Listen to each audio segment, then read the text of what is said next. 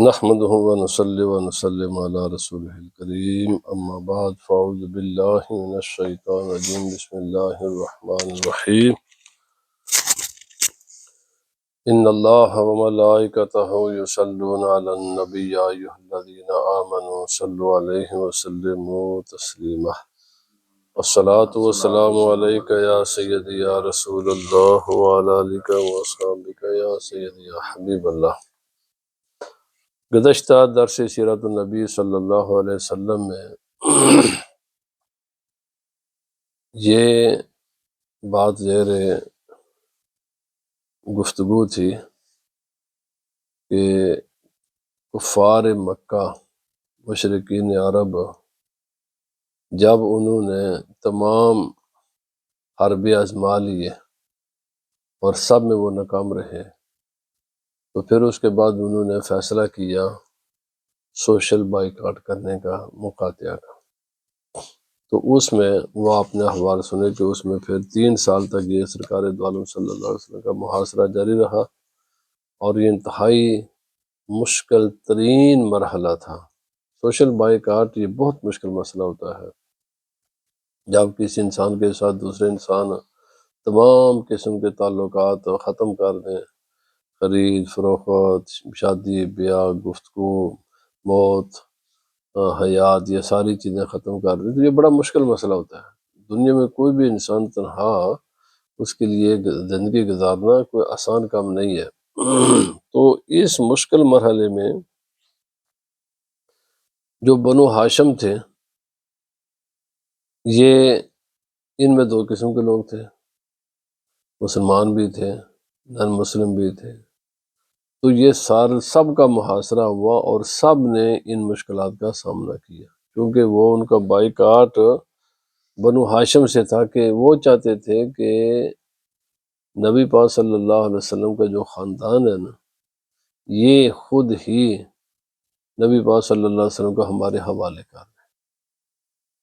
تو جب یہ فیصلہ انہوں نے کیا تو آپ کے خاندان کے لوگوں کی جو خاندانی حمیت ہے، غیرت ہے، وہ بیدار ہوئی تو انہوں نے کہا کہ ایسا تو نہیں ہو سکتا، یہ تو پھر ہم پر ایک ایسا دبا لگے گا کہ قیامت تک ہم اس دبے کو اتار نہیں سکیں گے، ہماری عزت خاک میں مل جائے گی کہ آپ نے آدمی کو خود ہی دشمنوں کے حوالے کر دیا۔ اور یہ بالکل ماضی قریب میں بھی ہم دیکھ چکے ہیں، ایسا واقعہ ہو چکا ہے۔ تو اب یہاں پر جو اس سے ہمیں لیسن جو سبق ملتے ہیں، 2 باتیں میں یہاں پر عرض کرنا چاہتا ہوں۔ ہمارے ائمہ دین نے سبحان اللہ ایسی دین کی ایسے طریقوں سے حفاظت کی ہے، ایسے طریقوں سے حفاظت کی ہے۔ اللہ رب العزت نے ایسی شخصیات پیدا کی ہیں۔ پہلی بات جو کہ خود قرآن حکیم بذات خود ایک ایسا معجزہ ہے، رسول خدا صلی اللہ علیہ وسلم کی ذات والا صفات بطور خود ایک معجزہ ہے۔ پھر اللہ تعالیٰ نے نبی پاک صلی اللہ علیہ وسلم کی امت میں ایسے علماء پیدا فرمائے ہیں، ایسے سرکار دو عالم صلی اللہ علیہ وسلم کے صحابہ اکرام ہیں، ایسے آپ کے دین کے اللہ تعالیٰ نے محافظین پیدا فرمائے ہیں کہ جنہوں نے ہر چیز کو ہر زمانے میں اس طرح تشت بام کیا، ہر چیزوں کو بالکل کھول کر بیان کر دیا کہ عام انسان کا بس ایک کام رہ گیا ہے کہ وہ ان علماء کے ساتھ اور ان ذوات کے ساتھ اپنا تعلق قائم رکھے۔ اسی لیے علماء فرماتے ہیں کہ ایمان کی حفاظت ممکن ہی نہیں ہے جب تک کہ انسان علماء کے ساتھ اپنا رابطہ قائم نہیں رکھے گا۔ یہ ایک لمبا موضوع ہے۔ جب دنیاوی بیماریاں عام انسان سمجھنے سے قاصر ہیں، دنیا میں کتنی بیماریاں ہیں، یہ وائرس اس کے کہنے پر ہم مانتے ہیں کہ وائرس ہے۔ کبھی کسی کو وائرس نظر آیا جی؟ ڈاکٹروں کے کہنے پر، ریسرچ کرنے والوں کے کہنے پر مانتے ہیں نا، ہماری آنکھیں تو وائرس کو نہیں دیکھتے۔ یہی حال باقی معاملات کا ہے۔ جرثومے ہیں، کتنی چیزیں، وائرس ہیں جی، یہ بیکٹیریا ہے جی، یہ فلان ہے جی، یہ فلانا چیز ہے جی، یہ ساری چیزیں عام انسان کی نظر دیکھتی ہے؟ نہیں دیکھتی۔ اور بھائی جب یہ جسم کی حفاظت اور جسم کے دشمن اور جسم کے معاون دونوں بے شمار چیزیں ہمیں نظر نہیں آتی، عام انسان کے بس کی بات ہی نہیں ہے کہ وہ اپنے جسم کی حفاظت خود کر سکے، اس کو بھی ماننا پڑتا ہے، اور وہ باتیں ماننے پڑتی ہیں، نہ اس کی آنکھ حواس خمسہ میں وہ آتی ہیں وہ چیزیں، نہ عام انسان کی عقل میں آتی ہیں وہ باتیں۔ تو جس طرح جسمانی حفاظت اور یہ مادی چیزیں ان میں اتنی باریکی خدا تعالی نے رکھی ہے کہ عام انسان ان باریکیوں تک نہیں پہنچ سکتا۔ اچھا، اس کا معنی یہ بھی کہ کوئی بھی نہیں پہنچ سکتا؟ بھائی پہنچنے والے پہنچتے ہیں۔ اگر یہ مسئلہ نہیں ہے تو پھر یہ بیرسٹر کس کام کی، کیا کام؟ قانون کی کتابیں تو بازاروں میں موجود ہے نا۔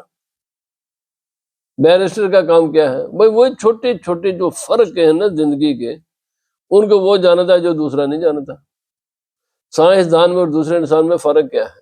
یہی فرق ہے کہ جو حقائق وہ جانتا ہے دوسرے انسان نہیں جانتے۔ اب دنیاوی معاملات کو چلانے کے لیے ان کی رائے فائنل رائے ہوتی ہے، ماننا پڑتا ہے ان کی باتوں کو، ماننا ہی میں نجات ہے میرے بھائی۔ اسی طرح بالکل یہ تو پھر کسی نہ کسی حد تک آسان باتیں، جو نظریات کی بات ہے نا، جو ایمانیات کی باتیں، جو کفر ایمان ہے نا، یہ سے بھی باریک مسئلہ ہے۔ یہ بھی عام انسان کے بس کی بات نہیں کہ وہ اپنے ایمان کے خود حفاظت کرے۔ یوں انہیں خدا تعالیٰ نے فرمایا صراط الذین انعمت علیہم، اور بھائی اپنا رابطہ ان لوگوں کے ساتھ قائم کرو جن پر خدا کے ایمان ہوا ہے، خدا کے انعام ہوا ہے۔ یہ اسی لیے ہے ایمان کی حفاظت علماء کے ساتھ وابستگی، علماء حق اہل سنت و جماعت کے ساتھ وابستگی، ان کی صحبت، ان کا قرب، ان کے جس راہ پر وہ خود چلے اور لوگوں کو بتایا کہ یہ سیدھی راہ ہے، جب تک آدمی اس کو نہیں اپنائے گا کامیابی کا کوئی راستہ نہیں ہے سوائے اس کے۔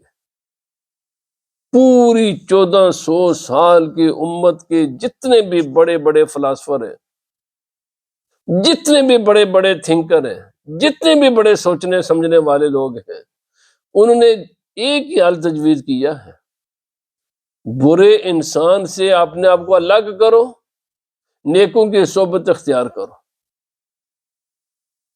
عام انسان کے لیے یہی ایک طریقہ ہے۔ میں اب عرض کرنے لگا ہوں کیوں۔ اس لیے امام غزالی علیہ الرحمہ نے بڑی خوبصورت ایک بات لکھی ہے۔ آپ نے فرمایا یہ جو نیکی اور بدی میں فرق ہے نا، یعنی ایک ایسا دونوں قریب ہوتی اتنی قریب آ جاتی ہیں ایک دوسرے کے کہ بال سے بھی باریک فرق رہ جاتا ہے۔ امام غزالی کی پوری کتاب ہے اس مسئلے پر۔ یہ جو ہے نا صراط پر صراط کا مسئلہ، کہ کوئی انسان اللہ پر ہوا ام منکم الا واردھا، اللہ رب العزت نے فرمایا جنت میں داخلہ ہی نہیں ہے جب تک اس پل صراط سے نہیں گزرو گے۔ جب تک انسان اس پل صراط سے نہیں گزرے گا جنت میں نہیں جا سکتا، اور وہاں سے اس کے آخری کنارے تک پہنچنے تک ایسے ایسے مشکل مقامات ہیں کہ جہاں سے کوئی کسی جگہ پر اٹکے گا اور جہنم میں گرے گا، کوئی کسی جگہ پر اٹک کر گرے۔ فرمایا کیوں؟ فرمایا یہ اللہ تعالیٰ نے پل صراط رکھا کیوں ہے، یہ اتنا مشکل مسئلہ بنایا کیوں ہے؟ فرمایا اس لیے بنایا کہ نیکی اور بدی میں فرق اتنا باریک ہے، اتنا باریک فرق ہے کہ بال سے بھی باریک ہے، اور تلوار سے بھی یہ زیادہ تیز ہے۔ نیکی اور بدی میں فرق بال سے باریک ہے، تلوار سے تیز ہے۔ فرمایا اس لیے جس کو عام انسان نہیں سمجھتا وہ کاٹ کر چیز رکھ دیتی ہے۔ آپ نے فرمائی مولانا روم علیہ الرحمہ نے مسند شریف میں اس مسئلے پر بہت طویل انتہائی مفید گفتگو فرمائی ہے، اور وہ بات سمجھنے کے لیے پھر اس مسئلے کو سمجھنا ضروری ہے۔ آپ نے فرمایا، آپ نے بڑی مثالیں دی ہیں، بے شمار آپ نے مثالیں دی ہیں مولانا روم علیہ الرحمہ نے اس مسئلے کو سمجھانے کے لیے۔ آپ نے فرمایا شیر اور شیر، شیر اور شیر دونوں کے الفاظ ایک ہیں، دونوں کے سپیلنگ ایک ہیں، نظر آپ سامنے رکھو گے تو شیر بھی اسی طرح لکھا جاتا ہے اور شیر بھی لکھا اسی طرح جاتا ہے، لیکن فرق کیا ہے؟ ایک کو انسان کھاتا ہے، دوسرا انسان کو کھاتا ہے۔ مولانا روم فرماتے ہیں، اور بندے اتنا اس دنیا کو آسان نہ سمجھنا،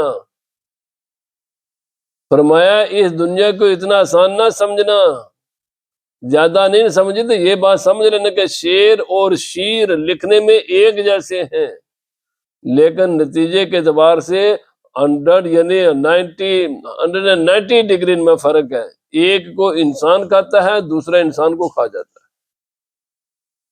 فرمایا یہ فرق ہے۔ آپ نے فرمایا قرآن پاک میں نہیں ہے، فرمایا اللہ رب العزت نے دو سمندر ہیں، دو ہیں، ایک میٹھا ہے اور ایک کڑوا ہے، دونوں کا پانی صاف ہے۔ مولانا روم فرماتے ہیں پانی دیکھو گے نا تو بالکل ایک جیسا نظر آئے گا، میٹھے پانی کا بھی رنگ کلر بالکل وہی ہے جو کڑوے کا ہے، پتہ تب چلتا ہے جب انسان زبان پر رکھتا ہے۔ تو فرمایا اگر دیکھنے ہی سے چیزیں، اگر حواس ہی تمہارے کافی ہوتے تو پھر دیکھنے میں تو دونوں کا رنگ ایک ہی ہے، ایک میٹھا ایک کڑوا ہے۔ آپ فرماتے ہو انسان دیکھ، جنہوں سے کہنا تموڑی تو شہد کی مکھی بالکل ایک جیسی ہوتی ہے، ان کا رنگ کلر، کھاتی بھی ایک جیسی چیزیں، سب کچھ ہے۔ فرمایا ایک انسان کو کھاتی ہے اور دوسرے سے نکلی ہوئی چیز انسان اس کو کھاتا ہے، چیزیں ایک جیسی ہیں۔ آپ نے بے شمار مثالیں دی ہیں، وہ کانے جنہوں کانے کہتے ہیں نا، کانے جنہوں نے پہلے زمانے کلمہ بندیاں سن، فرمایا اس کا شکل شباہت گنا ایک جیسا ہے، ایک اندر سے خالی ہے، دوسرے میں مٹھاس بھری۔ مولانا روم نے ہزاروں فطرت کی مثالیں دی ہیں، آپ نے فرمایا میں اگر چاہوں تو آپ کو ہزاروں مثالیں دے کر بتا سکتا ہوں۔ یہ دنیا جتنی تم آسان سمجھتے ہو نا، یہ اتنی آسان نہیں ہے جتنا تم اس کو سمجھ رہے کہ کچھ بھی نہیں کی ہوئے گا۔ فرمایا کی نہیں ہوگا، بہت کچھ ہوتا ہے، یہ دنیا خدا نے بنائی ایسے۔ اس دنیا میں بعض تو ایسی چیزیں ہیں کہ بالکل آسان سی ہیں، پر بعض ایسی مشکل ہیں کہ انسان اس کے لیے ماہرین چاہیے، ماہرین چاہیے۔ پتل اور سونے کا رنگ ایک ہی ہوتا ہے، بالکل کلر کے اعتبار سے پتل کا اگر کسی کو پتا تو پتل کا کلر اور سونے کا کلر ایک ہوتا ہے، پر جب کسی زرگر کے پاس لے جاؤ تو زمین و آسمان کا فرق ہے قیمت۔ بھارت آپ نے بڑی مثالیں دی ہیں، بہت سی مثالیں دی۔ فرمایا سیپ وہ بھی پانی ہی پیتے، وہی سب کچھ، اور سانپ بھی وہی کچھ کھاتا ہے جو وہ، ایک کے منہ سے زہر نکلتا ہے، دوسرے کے منہ سے موتی نکلتے ہیں۔ پر میں پانی تو ایک ہی ہے نا، پانی ایک ہی ہے، ایک سے پانی سے زہر بن گیا، دوسرے کے پانی سے موتی بنتا ہے۔ مولانا روم علیہ السلام فرماتے ہو انسان یہ دنیا کو خبردار، یہ کو سب کو ایک نظر سے نہیں دیکھنا، اس میں بڑی گہری نظر کی ضرورت ہے۔ اب میں جو بات کرنا چاہتا ہوں وہ یہ ہے، یہ اللہ رب العزت نے دونوں ہی چیزیں رسول خدا صلی اللہ علیہ وسلم کی زندگی سے ظاہر فرما دی۔ فرمایا کبھی کبھی دشمن اسلام کفار وہ بھی دین کی خدمت کریں گے، مگر ہوشیار رہنا، یہ ذرا سوچنا وہ دین کی خدمت نہیں کرتے، ان کے پیچھے ان کے مقاصد کچھ اور ہوتے ہیں۔ اور فرمایا کبھی کبھی نمازیں پڑھنے والے بھی انسان تمہیں ملیں گے، حج کرنے والے بھی انسان ملیں گے، زکوٰۃ دینے والے بھی ملیں گے، دین کے روپ میں بھی لوگ ملیں گے۔ فرمایا ان سے بھی دھوکہ نہیں کھانا۔ فرمایا کہ اس لیے اللہ رب العزت نے وہ مثال بھی دکھا دی ہے، کلیر کافر دین کی خدمت کرنے والے، دین کی حمایت کرنے والے، لیکن ان کی حمایت کسی اور نیت سے ہوتی ہے، اور نمازیں پڑھنے والے سارے اللہ کے رضا کے لیے نہیں کرتے، ان کی نیتیں کچھ اور ہیں۔ یہ دونوں مثالیں نبی پاک صلی اللہ علیہ وسلم کی زندگی میں موجود ہیں۔ اب یہاں پر میں جو بات عرض کرنا چاہتا ہوں وہ یہ فرمایا، مسلمانوں جنہوں نے ایڈے سیدھے سادے نہ ہوئے جے، آج کے زمانے میں بھی، آج کے زمانے میں بھی، آج تو بالکل اور زیادہ فتنے کا زمانہ ہے، ایمان بچانے کا واحد راستہ ایک ہے، واحد راستہ ہے یہ، علماء اہل سنت و جماعت کے ساتھ اپنا تعلق قائم رکھیں، ان کی سوائے ان کی تقریریں سننے کے علاوہ، ان کی کتابیں پڑھنے کے علاوہ، اور علماء اہل سنت بھی وہ جو متفق معتمد علیہ، آج تو سنیوں میں بھی ایسے ایسے 2 نمبر داخل ہو گئے ہیں جو اللہ کی رضا کے لیے، دنیاوی مقاصد کے لیے نہیں، اللہ کے رضا کے لیے جنہوں نے دین کی تبلیغ فرماتے ہیں، ان کے ساتھ وابستگی کے علاوہ دین کی حفاظت کا کوئی طریقہ نہیں۔ جو آدمی نبی پاک صلی اللہ علیہ وسلم فرمایا اتبعوا السواد الاعظم فإنه من شذ شذ في النار كما قال رسول اللہ صلی اللہ علیہ وسلم، فرمایا میری امت کی جو سواد اعظم ہے اہل سنت و جماعت، اس کے ساتھ وابستہ رہنا ہے، جو بھی اس سے الگ ہوا نا سیدھا جہنم میں جائے گا۔ آپ نے مثال دی ہے، آپ نے فرمایا جو بکری اور ریوڑ میں ہوتی ہے نا اس کی حفاظت کرتا رہتا ہے، جو بکری ریوڑ سے الگ ہوتی ہے نا پھر وہ شکاری اس کو شکار کر لیتا ہے۔ 2 ہی راستے ہیں، یا تو اہل سنت و جماعت کے مساجد مدارس علماء کے ساتھ آنا جانا رکھیں، گھر میں جائیں، زیادہ لوگوں کی باتیں سنیں ہی نہ، تو ایمان کی حفاظت ہو جائے گی۔ یا تو ایک یہ ہے، یا خود علم حاصل کریں اور کسی صاحب علم سے، علم والے سے علم حاصل کریں، کیونکہ مسلم شریف کے مقدمے میں یہ بات ہے کہ علم حاصل کرنے سے پہلے یہ بھی دیکھ لو کہ علم کس سے حاصل کر رہے ہو۔ یہ بات آج ہے نا، یہ 1400 سال پہلے بیان کر دی گئی ہے۔ ہر گفتگو کرنے والا، ہر دین کی باتیں کرنے والا سچا نہیں ہوتا۔ مسلم شریف کے مقدمے میں یہ بات ہے، حدیث پاک کی انتہائی اہم کتاب ہے، العلم دینکم وانظروا امن تاخذون دینکم۔ بھائی یہ دین ہی، علم، دین کیا ہے؟ علم ہے، نظریات ہیں، یہ بھی دیکھ لو کہ تم یہ دین حاصل کس سے گا۔ آپ کے نام آسانوں کی جیسے بچے نے قرآن نہیں پڑھانا، جب قرآن پڑھ دینا اس کے بعد جڑا بڑا غرق ہوتا ہے نا تو پھر روتے ہیں۔ اب کیا کریں؟ اب کیا کرو؟ اپنے بچوں کو کسی بھی، اور خصوصاً آج کے زمانے میں فرض ہے، اور یہ فرض اعظم ہے، جو لوگ بچوں کو اسکولوں میں بھیجتے ہیں، کالجوں میں بھیجتے ہیں، یونیورسٹی میں بھیجتے ہیں، اور دین کی پرواہ ہی نہیں ہے، اور پھر یہ کہ آدمی کہ جی میں یہاں پر پیٹرول تو رکھوں گا، آگ بھی رکھوں گا، یہ آگ اس پیٹرول کو جلائے گی نہیں۔ اللہ کے بندے کیسے ہو سکتا ہے؟ آگ اور پیٹرول دونوں اکٹھے نہیں رہ سکتے، یہ ایک دوسرے کی اپوزٹ چیزیں۔ پانی تو ڈالوں گا لیکن یہ پانی کسی چیز کو گیلا نہیں کرے گا، اور یہ کیسے ہو سکتا ہے؟ بھائی جہاں پانی پڑے گا وہ چیز گیلی ہوگی، ناممکنات میں سے ہے۔ آگ تو جلائیں گے لیکن یہ آگ جلائے گی نہیں، یہ کسی چیز کو ہیٹ اپ نہیں کرے گی۔ بھائی یہ کیسے ہو سکتا ہے آگ ہو لیکن ہیٹ اپ نہ کرے؟ یہ کیسے ہو سکتا ہے کہ آپ تو بروں کی مجلس اختیار کریں، ان کے واعظ نصیحت سنیں، ان کے یوٹیوب پر اور باقی سوشل میڈیا پر اور باقی ان کے مجلسوں میں جائیں، مساجد میں جائیں، ان کو سنیں، اور ہم تجزیہ کر لیں۔ تیرے پاس صلاحیت کیا تجزیہ کرنے کی؟ بھائی یہ ایسے ہی کہ آدمی ہاں وائرس کو میں ہی فائنڈ آؤٹ کر رہا ہوں، اور بھائی وائرس میں فائنڈ آؤٹ کرنے کی تجھ میں صلاحیت کیا ہے؟ عام ڈاکٹر نہیں کر سکتا بیچارہ، وہ بھی مجبور ہوتے ہیں کہ وہ سیمپل لے کر وہ بھیجتے ہیں لیبارٹری میں۔ اگر جب عام ڈاکٹر کے بس کی بات نہیں ہے وائرس کو فائنڈ آؤٹ کرنا، وہ بھی محتاج ہے لیبارٹریوں کے، جب دنیا کی چیزیں یہ اتنی مشکل ہیں تو دین کے معاملات بھی تو ایسے ہی مشکل ہیں۔ اب یہ بات ختم، انشاءاللہ یہ میں جاری رکھوں۔ تو آج کا میں یہ عرض کرنا چاہتا تھا کہ رسول خدا صلی اللہ علیہ وسلم کے ساتھ کفار نے بھی 3 سال مشکلات دیکھی ہیں، لیکن صحابہ اکرام کی مشکلات اور کفار کی مشکلات کا ایک فرق ہے، اور یہی بات ہے جو سمجھنے والی ہے۔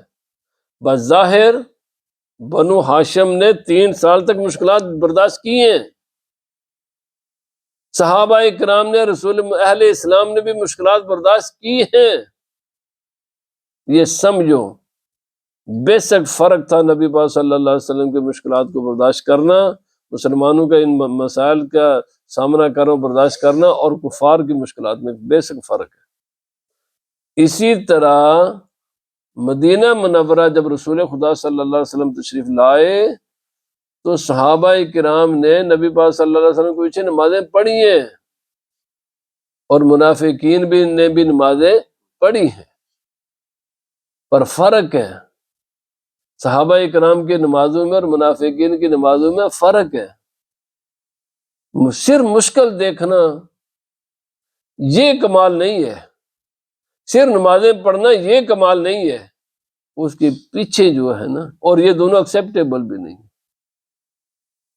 یعنی بس صرف اسلام کے لیے کوئی کام کر دینا، مشکل دیکھ لینا یہی بڑا، تو پھر تو ان کفار کی بھی اس سائی کو قبول کیا جائے گا نا، یہ اس کی قربانی کو پھر مانو۔ لیکن پورے تاریخ اسلام میں ایک بھی انسان نہیں کہ جس نے کہا ہو کہ ان کی یہ جو ایفرٹ تھی، کوشش تھی، یہ کوئی اچھی کوشش تھی۔ یہ ہے نا، کفار نے کوشش کی نا، 3 سال مشکلات انہوں نے بھی دیکھی، نبی وسلم خاندان نے دیکھی، قبول نہیں کیا نبی پاک صلی اللہ علیہ وسلم کو، اس کے باوجود مشکلات کا انہوں نے سامنا کیا ہے۔ ابھی ماضی قریب میں جہاد کے نام پر لاکھوں کروڑوں فنڈ دیے غیر مسلموں نے، وہ جہاد کے لیے دیے تھے، اسلام کے نام پر دیے نا میرے بھائی۔ اسلام کے نام پر فنڈ کا ملنا یہ کوئی دلیل نہیں ہے کہ اس کے پیچھے جو نیتیں ہیں وہ نیتیں بھی ٹھیک ہیں، اس کا مطلب بھی اسلام ہی ہے۔ اس لیے سمجھو ان باتوں کو، یہ سمجھنے کی ضرورت ہے۔ امام غزالی نے، میں نے پہلے عرض کر دیا، فرمایا اتنی باریک باتیں ہیں کہ بال سے بھی باریک ہے، سوائے جب تک یہاں پر ایمان کی جو لیبارٹری ہے نا وہ مضبوط نہ ہو، جب تک ایمان کی کسوٹی سے ہی نہیں ہے نا، نیکی اور بدی میں انسان فرق نہیں کر سکتا۔ فرق تبھی کرے گا، اور یہ فرق کرنا کوئی آسان کام نہیں ہے، یہ اللہ تعالیٰ نے خاص لوگ ہی پیدا فرمائے ہیں، یہ جو فرق کرتے ہیں، اور اللہ کے بندوں بچو ان کاموں سے، یہ منافقین ہیں، ان کی نیتیں یہ ہیں، یہ تمہیں بعد میں نقصان پہنچائیں گے۔ پوری تاریخ اسلام میں آج بھی یہی ہے کہ جن لوگوں نے پہلے کیا بنے ہیں اسلام کے ہمدرد، اس کے بعد وہی لوگ اسلام کے سانپ بنے، انہوں نے اسلام کو ڈسا ہے اور پھر مسلمانوں کا قتل عام کیا ہے اور مسلمانوں کو نقصان۔ اس لیے یہ سمجھنے کی ضرورت ہے، یہ بہت ضروری ہے کہ مسلمان کلیور ہو۔ اگر کلیور نہیں ہے تو پھر آسان راستہ یہ ہے جو میں نے بتا دیا، علماء اہل سنت و جماعت کے ساتھ اپنا رابطہ مضبوط رکھے، ان سے الگ نہ ہو۔ اگر ان سے الگ ہوگا تو من شذ شذ فی النار، نبی صلی اللہ علیہ وسلم نے فرمایا پھر وہ جہنم ہی ہے اس کے لیے، پھر جہنم سے پیچھے روکے گا نہیں وہ۔ آج کل لوگ بڑے کہتے ہیں جی ہمیں کیا، ہم تو تحقیق کر رہے ہیں۔ اللہ کے بندے تحقیق تک پہلے پہنچ تو صحیح نا، پہلے اپنا دین تو سمجھنا، دین کیا ہے، دوسرے کو سمجھنے سے پہلے خود سمجھ تو کہ خود کیا ہے۔ جب خود اپنے گھر کی خبر نہیں ہے تو دوسرے کے گھر کی خبر کیسے لے گا؟ لوگ تو اتنے کلیوری کے ساتھ کام کرتے ہیں، نظریات کو پھیلاتے ہیں کہ انسان کے دنگ رہ جاتا ہے کہ اس کے پیچھے مقاصد کیا تھے۔ اللہ پاک ہمیں عمل کی توفیق عطا فرمائے۔ وما علینا الا البلاغ۔